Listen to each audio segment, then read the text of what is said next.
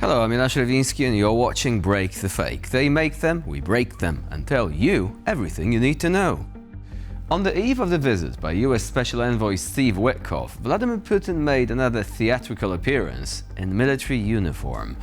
The Guardian calls this appearance, and I quote, carefully staged, because the real goal was not to demonstrate achievements on the front lines, but to create an impression of confidence ahead of negotiations.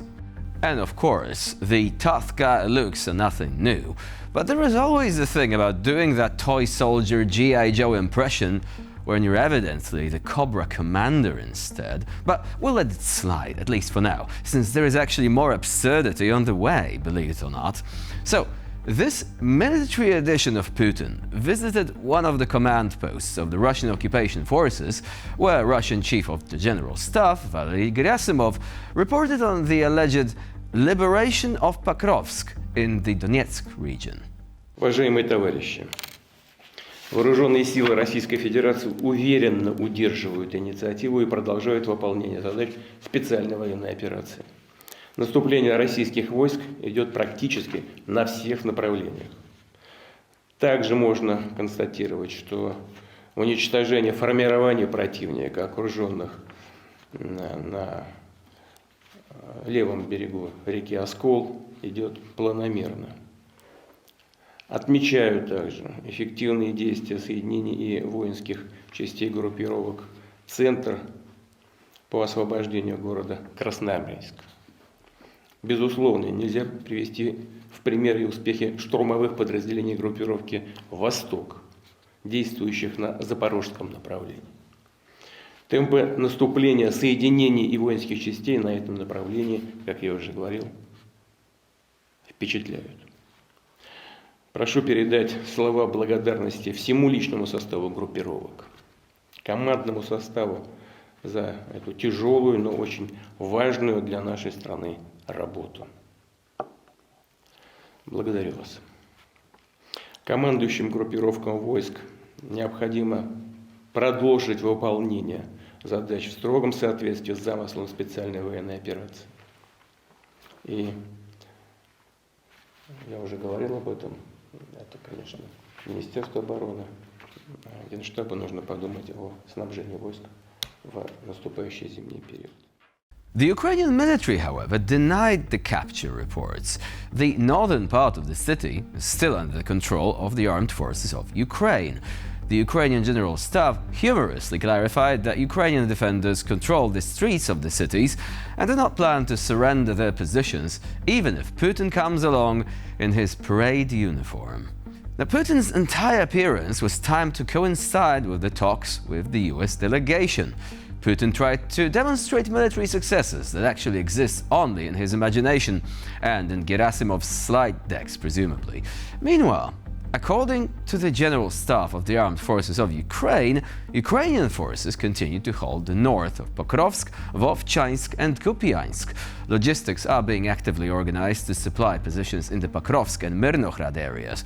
Of course, the situation is difficult, front lines remain fluid, fog of war and all that. But the essence of the situation is that in over a year, the Russian army has been unable to completely capture Pokrovsk and has suffered significant losses in the process. Not a walk in the park, and the end result remains, well, elusive. In other words, Putin's liberation looks like an advertisement for a product that no one can prove does what it says on the tin. A snake oil salesman's approach to negotiations, in other words, which unfortunately may just about work on the likes of Steve Witkoff, easily impressed by a walk across downtown Moscow while the Russians whisper sweet nothings into his ear.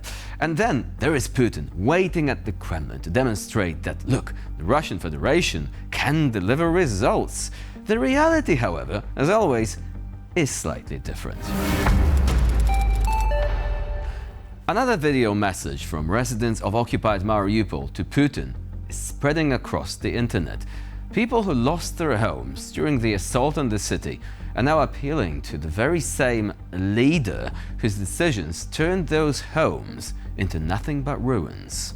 Мы, бывшие собственники кооперативного дома по адресу город Мариуполь, улица Московская, 63, обращаемся к президенту России Владимиру Владимировичу Путину. Пожалуйста, наведите порядок в вопросе получения компенсационного жилья в Мариуполе. Наш дом снесен в январе 23 года. Адрес власти аннулировали, лишили собственников их собственности.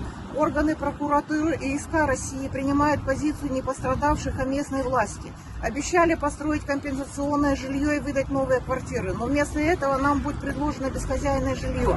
Наши семьи вынуждены жить на съемных квартирах и частных домах. Конституция Российской Федерации статьями 7 и 35 частная собственность защищена законом. Почему это не распространяется на жителей Мариуполя, которые пострадали в ходе боевых действий? Помогите получить новое жилье! The locals say their homes were destroyed back in 2023. The occupying authorities promised beautiful new housing after the reconstruction. It sounded almost convincing, like a slogan for a soap opera or another Russian propaganda series. But the miracles ended where reality began. Their raised high-rise buildings were not replaced with compensation flats. Modern housing for Russian newcomers was built instead. The former residents were not included in the development plans. In fact, most of them were simply left to fend for themselves, without housing, without compensation, and without even a hint of justice. For Mariupol residents, appealing to Putin is an act of desperation. People understand perfectly well that they have been duped. Their homes were destroyed. They were promised new ones, but instead the city was populated with strangers. Thousands of locals have not received any compensation. The longer the occupation lasts, the more obvious it becomes that the Kremlin has no plans to give anything back to Ukrainians. On the contrary, it is doing everything to make them disappear from the city entirely. At the same time, in Mariupol, Melitopol and other occupied Ukrainian cities, the seizure of real estate is actively practiced. Homes are declared ownerless. This is a kind of occupation life hack, in fact. Through courts of law, in name only, apartments are taken away from their owners and then transferred to new owners, namely military personnel, officials, and Russians who have been brought in for resettlement. And so this new so-called elite of Mariupol is not made up of people who have lived in the city all their lives, but of newcomers from various regions of Russia, particularly the Caucasus and Asia. There is simply no room left for Ukrainians there anymore. Ukrainians were deprived of their homes, rights, and property. After the bombings, they were promised compensation. After the promises, the Russians took everything away for good. And now in Mariupol, where every house was filled with Ukrainian stories, the new owners are appearing. And those who were born there are forced to beg for the bare minimum, a roof over their heads. In their appeals, people ask directly, why is our private property not protected by law? Well, the answer is simple and rather bitter, because it is not the law that governs the occupied territory, but the will of the Kremlin. And that will is singular: to replace the local population with newcomers loyal to Russia. The Russians have indeed come to liberate the locals, specifically to liberate them from the burden of their property. And that's all for now on this episode of Break the Fake. Please stay with us here on TVP World for more latest news and updates.